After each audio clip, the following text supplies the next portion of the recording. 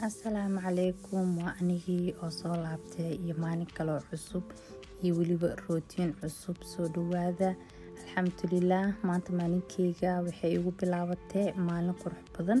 Maanta energy fiican haystay alxamdulillaah. Adinka seetihiin gabdho xaaladiina ka warama maxaa haysiin maxaa idinka cusub axwaasha kala qaadano. Aniga maanta waxaa dhamaatayba energy fiican haysto oo inaan hagaajiyo qolalka iyo jikada iyo waxa dhan iska nadiifiyo. Idinkana soo baxa aan isla caawino oo isla nadiifino.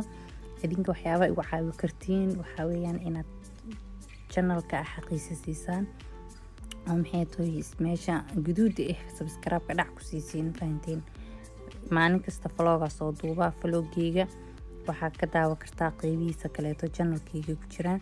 Haddii ay jiraan waxyaabo aan iska bedelayo waa ii soo sheegi kartaa, waxaan ku soo daraayo waa ii soo sheegi kartaa. soo dhawaada marka ii daawada. Aniga daawatiin waxaa helayaa dhiirigelin marka waa mahadsantiin asxaabay.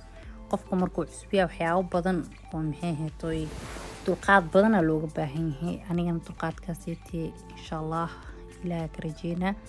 sida kaleeto qofku wuxuu jecel yahay waa inuu juhdi badan ku bixiyaa. anina ku bixinaa naag adaga iska dhigaa.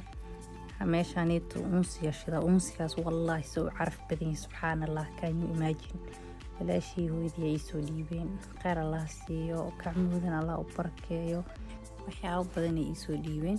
marka meeshaanito waxa ku shiideynaa kabsar caleenta ani waxa ku shiidi jiray awlka hor saliid maanta laakiin waxaan tasdigareynaa biyo sida ay ku noqonayso fiirna waxyaabo cusub inaa barato iska fiican Soomaali oo hadii aad saliid ku shiidi jirto biyo ku shiidid sida ay noqonayso oo arkayad biyo yaran ku shubay waa shiideena sida ay noqotaa fiirinayna iyo maxay tahay sidaas ay noqotay.